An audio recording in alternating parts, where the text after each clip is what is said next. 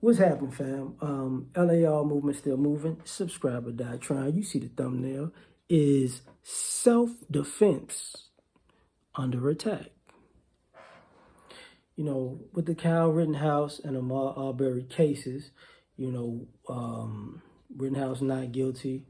The three men in Ahmaud Arbery's trial guilty. But self-defense is the thing. So here's the problem. If you look in the comment sections of the video, you know, of the commentaries about both cases, all you have to do is look in the comment sections, you know, of the politicized part. So if you go to what you would consider the left, the Democratic liberal side, you already know what they're going to say about Rittenhouse and McMichaels and those other guys. And if you go to the Republican side or the traditional side, conservative side, you know what they're going to say about Rittenhouse and the McMichaels. And the problem with that is this. Self-defense changes. You know, the idea of what's defending yourself changes, i.e. the same situation that happened with George Zimmerman. Self-defense changes. You know, I'm defending myself in a fight. I'm defending my life in a fight that I started. Doesn't matter that I started the fight. It just matters that now when I'm in fear for my life, that's the part that counts. And I think people don't recognize that you're seeing America fracture, you know, by saying, okay, I can do this, but I can't do that. And because these cases are so similar, you're trying to figure out, okay, I could do this in the North, but I can't do this in the South. Or, you know, I could do this if it was just me, or I can't do this if it was multiple people. You know, this is where we at with it, you know. And people wonder, well, no, or is this going to be a racial element? You know, because people are bringing a racial element of, you know, Rittenhouse, there was 3 white people, you know, but would that have happened at a MAGA event, you know?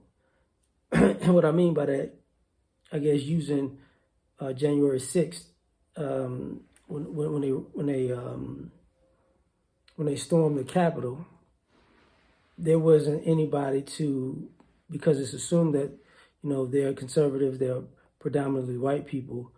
The assumption is, why go there and protect the property? Like, these white people are not going to do anything to the property, or if they are, they're white people, they're entitled to do it. But if it's anything affiliated with the thought of BLM, it's time to show up and protect property with guns or violence. You know, Antifa, Proud Boys, they can get lumped into the left, you know, to be blamed for, i.e. black people or whatever. So you got to defend something. You know, you got to defend property. This other thing, like, you know, people died.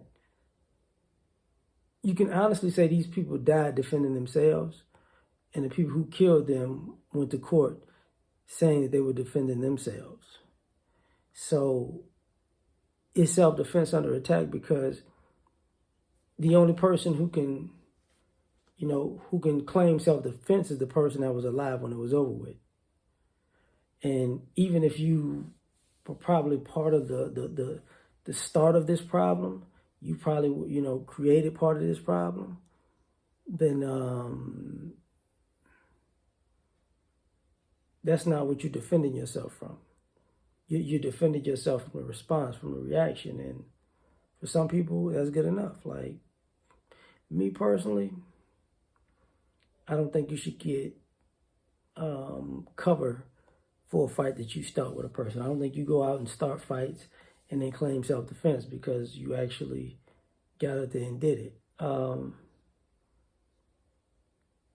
Personally, I thought that, you know, because I made a video about the Rittenhouse thing, I thought that gun charge was going to slip him up. And this is one of the things, when a judge threw out the gun charge, that's when the case was over. Because I made my statement prior to the judge throwing out the gun charge.